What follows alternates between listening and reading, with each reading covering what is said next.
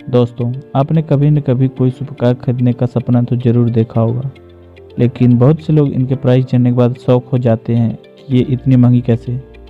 तो आज हम आपको बताने वाले हैं कि क्या कारण है कि सुपरकार्स इतने महंगे होते हैं।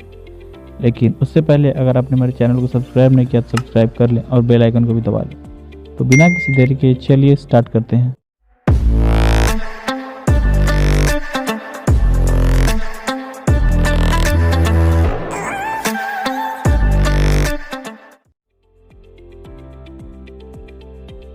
किसी भी कंपनी का एक सबसे बड़ा हिस्सा होता है उसका R&D यानी रिसर्च एंड डेवलपमेंट डिपार्टमेंट, जहां पर नए नए टेक्नोलॉजीज़ पर काम करके उसे कार के लिए तैयार किया जाता है। और यही चीज़ सुपरकार्स मैन्युफैक्चर के साथ और भी बड़े स्केल पर होती है, क्योंकि अगर कोई आदमी एक सुपरकार खरीदेगा तो वो ये बिल्कुल भी नहीं चाहेगा कि उसकी कार की टेक और फीचर्स किसी एक सस्ती नॉर्मल कार से मिलती जुलती हो। और फिर वहीं बात आती है परफॉर्मेंस की, जो कि एक सुपरकार की किसी नॉर्मल कार के मुकाबले बहुत ज़्यादा होती है। और किसी भी हाई परफॉर्मेंस इंजन को डेवलप करने में बहुत हाई इंजीनियरिंग लगती है, जो कि एक हाईली स्किल्ड इंजीनियर ही डेवलप कर सकता है। और इन्हीं सब कारणों की वजह से इनका R&D कॉस्ट भी ज़्यादा होता है। जब कोई आदमी इतना अमीर है कि वो एक सुपरकार खरीद सके, तो वो फिर उस कार को अपने हिसाब से कस्टमाइज करवाता है, यानी कि कस्टमर अपने हिसाब से कंपनी को बताता है कि उसमें कौन सी लेदर होनी चाहिए, कौन सा पेंट हो, कौन सा इंटीरियर होना चाहिए, कार का व्हील कितने इंच का होना चाहिए और भी बहुत कुछ। जिसके वजह से ज़्यादातर लग्जरी कार मेकर कंपनीज अपने कार्स को रोबोट्स द्वारा न बनाकर उसे अपने एम्प्लॉयज़ के हाथों द्वारा बनवाती हैं, जिसमें कि काफ़ी वक्त लगता है और वो एम्प्लॉयज़ अपने हर एक काम को एकदम बारीक से करते हैं, जिससे कि मैन्युफैक्चरिंग कॉस्ट भी बढ़ जाता है। अगर कोई मास प्रोडक्शन कार कंपनी जैसे कि टोयोटा कोई कार को डेवलप करती है तो वो एक कार के हज़ारों लाखों यूनिट्स को बेचते हैं जब तक कि वो कार बिकती रहती है। लेकिन अगर वहीं बात करें फरारी की, तो उनकी ज़्यादातर कार्स का प्रोडक्शन लिमिटेड होता है, जिससे कि रिच कस्टमर्स उसे खरीदने के लिए बेताब रहें। बात करें अगर एस्टन मार्टिन 177 के, तो उसके सिर्फ 77 मॉडल्स को ही बनाया गया था, जिससे कि उनकी रेयरिटी बनी रहे।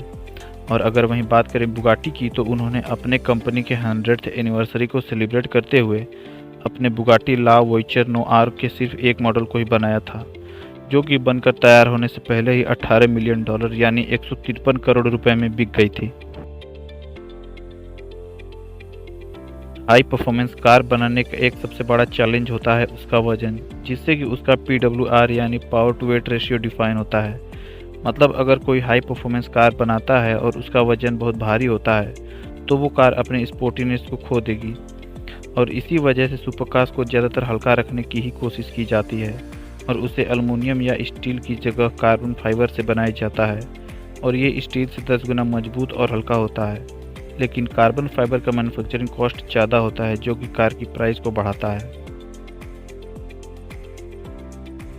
किसी भी कार की प्राइस के पीछे एक कारण होता है उसका ब्रांड नेम और ब्रांड वैल्यू। अगर कोई कार कंपनी आपको रोल्स रॉयस जितनी लग्जरी देगी अपने कार में उससे कम दाम में, तब भी लोग पहले रोल्स रॉयस को ही खरीदना पसंद करेंगे, क्योंकि मार्केट में उनकी एक ब्रांड वैल्यू है। जहां नॉर्मल कार कंपनीज एक साल में अपने कार्स के करोड़ों मॉडल्स को बेचती हैं, वहीं लग्जरी मैन्युफैक्चरर्स अपने कार्स के 4 से 8 हज़ार मॉडल को ही बेच पाते हैं। और उन्हें इसकी वजह से अपने कार प्रॉफिट मार्जिन को ज़्यादा रखना पड़ता है, जो कि नॉर्मल कार के मुकाबले 5 से 10% ज़्यादा होता है। और अगर आप कोई लग्जरी कार बाहर से इंडिया में इंपोर्ट करवाते हैं, तो इंपोर्ट ड्यूटी लगने के बाद उस कार की कीमत इंडिया में 2 गुनी हो जाती है। यानी अगर वो कार बाहर 5 करोड़ की है, तो इंडिया में आने के बाद आपको 10 करोड़ देकर उसे खरीदना होगा। और इनके अलावा भी और बहुत छोटे कारण हैं जिनकी वजह से एक सुपरकार की कीमत इतनी ज़्यादा होती है। दोस्तों, आपको ये आज का वीडियो कैसा लगा हमें कमेंट करके ज़रूर बताएं। और अगर आप ऐसे किसी और टॉपिक पर वीडियो देखना चाहते हैं तो हमें वो भी कमेंट करके ज़रूर बताएं। And thanks for watching.